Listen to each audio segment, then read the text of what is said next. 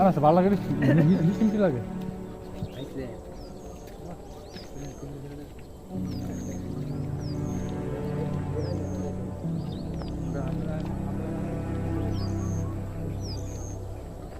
ওই আমরা কিন্তু মানে বাংলাদেশের বর্ডার ক্রস করে কিন্তু ইন্ডিয়ার ভিতরে কিন্তু চলে আসছি।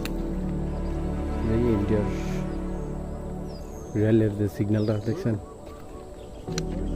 ওই সামনে দেখেন একটা গেট, ওই ইয়াটার সাথে যে আপনার সাথে যে টাওয়ারের সাথে দেখেন একটা গেট আছে, এই যে জুম করে দেখে, এই যে ওই এটা হচ্ছে গেট।